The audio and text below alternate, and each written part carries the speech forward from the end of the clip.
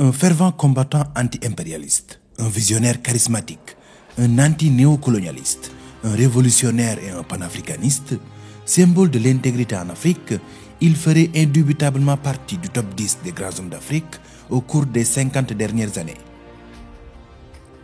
Malgré ses débuts à un jeune âge comme prétendant à la présidence de toute une nation, il allait redéfinir la conception que nous avions de la politique dans le continent. Il a voulu partager avec son peuple la même situation de pauvreté pour mieux comprendre leurs problèmes afin de trouver des solutions. Il appliquait ce qu'il disait et disait ce qu'il aurait fait. S'imposer la rigueur du travail avant même de l'imposer aux autres. Vous l'auriez deviné, nous parlons bien de Thomas Sankara. Et son histoire est le sujet de notre vidéo d'aujourd'hui.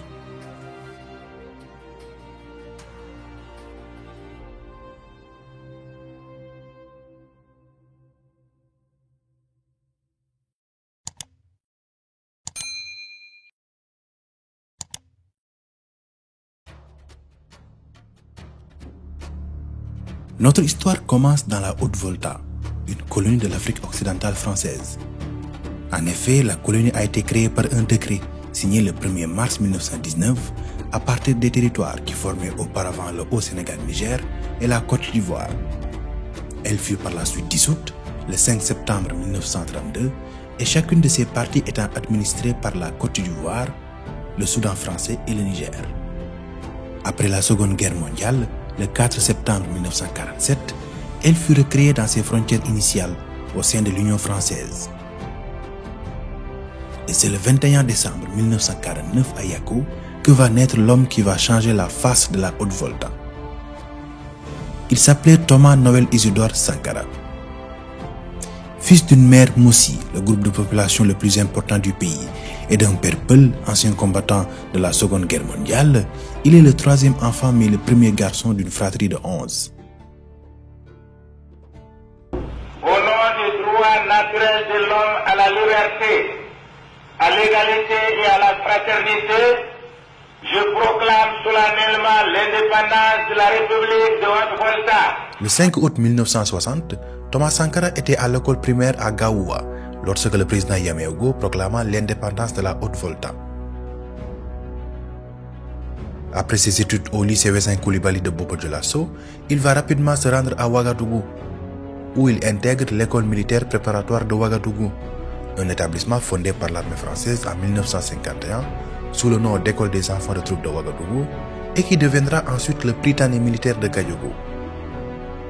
Le 1er octobre 1969, après le bac, il suit une formation à l'EMIA, l'école militaire d'interarmes de Yaoundé au Cameroun.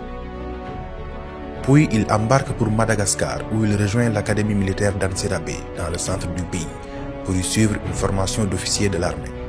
Il assista alors au théâtre d'une révolution dans laquelle l'armée joua un rôle déterminant.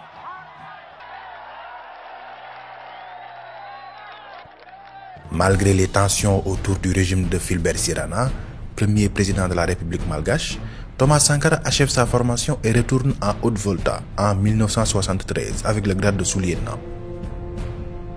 Il est affecté à Bobo-Dioulasso, deuxième ville du pays, située dans le sud-ouest, pour y former une compagnie de jeunes recrues. Mais en 1974, une guerre éclata entre la Haute-Volta et le Mali pour le contrôle de la bande d'Agacher. Thomas Sankara y sauve l'honneur de sa patrie et est érigé en héros. L'armée reconnaissante va lui donner l'occasion de créer son unité. C'est l'unité de Pau. Il devient ainsi en 1976 commandant du SENEC, le Centre national d'entraînement commando situé à Pau, à 150 km au sud de la capitale. Alors que le pouvoir du président Lamizana est de plus en plus contesté, en particulier depuis l'instauration du parti unique en novembre 1975, Thomas Sankara connaît un début de carrière plutôt brillant. Entre janvier et mai 1978, en compagnie de son ami Blaise Compaoré, il effectue un stage de perfectionnement au centre de formation des parachutistes de Rabat, au Maroc. Après ce séjour marocain, Blaise Compaoré devient l'adjoint de Sankara à la tête du SENEC. Nous sommes vers la fin des années 1970.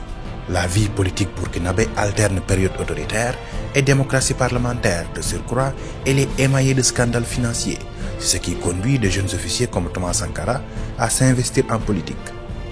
Avec quelques-uns de leurs frères d'armes comme Henri Zongo, Bokari Kaboré ou encore Jean-Baptiste Bokari Lingani, ils créent le ROC, regroupement des officiers communistes. En novembre 1980, après 2 mois de grève déclenchée par les syndicats enseignants, le général Aboubakar Sangoulé Lamizana est renversé par un coup d'état du colonel Saïd Zerbo, qui accède à la magistrature suprême. Il met aussitôt en place le CMRPN, le Comité militaire de redressement pour le progrès national, dont il devient le président. Au cours des années suivantes, Sankara va connaître une ascension fulgurante. En février 1981, un peu moins de 2 ans seulement après son mariage avec Mariam Sermé, il est promu capitaine et nommé à l'état-major de la division opérationnelle. Son complice Blaise Compaoré lui succède à la tête du Sénèc. 8 mois plus tard, il accepte d'entrer au gouvernement de Saïd Zerbo en qualité de secrétaire d'État à l'information. Cependant, le colonel Saïd Zerbo est lui-même contesté, notamment pour le caractère répressif de son régime. En réaction à la suppression du droit de grève, Thomas Sankara démissionne le 12 avril 1982 en déclarant ouvertement « Malheur à ceux qui bâillonnent le peuple », tandis que quelques-uns de ses proches tels que Blaise Compaoré et Henri Zongo quittent le CMRPN. Thomas Sankara sera arrêté par la suite. Le 7 novembre 1982, Jean-Baptiste Ouédraogo et un groupe de jeunes officiers mettent un terme par coup d'État au régime du colonel Saïd Zerbo. Ils instaurent alors le Comité provisoire de salut du peuple, CPSP. Le 13 novembre 1982, le CPSP mue en CSP, Comité de salut du peuple, qui devient l'organe dirigeant du nouveau pouvoir. Le médecin commandant Jean-Baptiste Ouédraogo est désigné président du CSP, chef de l'État. Il nomme par la suite Premier ministre le capitaine Thomas Sankara. Rapidement, une aile dite de droite et une aile dite de gauche de l'armée voltaïque se forment. D'un côté, nous avons l'aile droite, représentée par Jean-Baptiste Ouédraogo, Gabriel Yorian Somé et Jean-Claude Kambouélé, qui sont pour le retour d'une démocratie dite pluraliste et la réintégration des anciens politiciens balayés par la CMRPN dans le paysage politique voltaïque. De l'autre côté, nous avons l'aile gauche amenée par Thomas Sankara, qui avait pour ambition l'instauration d'un changement radical dans la gestion de l'État. Très vite, Thomas prend toutes les décisions. Il s'attaque aux féodaux, chefs coutumiers et religieux, et s'attaque aussi aux fonctionnaires et aux militaires corrompus. Des tensions se créent entre l'aile droite et l'aile gauche, et le président rappelle à l'ordre Sankara lors d'un meeting le 26 mars 1983. Mais le 30 avril, à l'insu de Ouédraogo, Thomas invite le dirigeant libyen Muammar Kadhafi. Cet événement attise des conflits internes tout en attirant l'attention des puissances étrangères. Le 17 mai, il est accusé de menacer l'unité nationale et est arrêté. Cet événement coïncide avec l'arrivée de Guy Pen, le conseiller du président français pour les affaires africaines, à Ouagadougou. Cela confirme le doute de Sankara quant à la liaison entre ces 2 événements. D'autres membres de l'aile gauche comme Henri Zongo et Jean-Baptiste Lingani sont arrêtés à leur tour. De ce fait, Blaise Compaoré s'enfuit à Pau, où il se déclare officiellement en rébellion.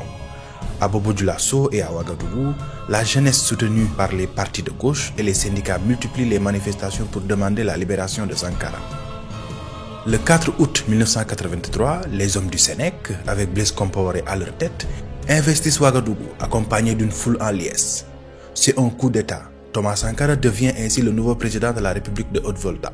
Il devenait ainsi leader d'un pays pauvre où 2 enfants sur 10 mouraient avant d'atteindre l'âge de 10 ans.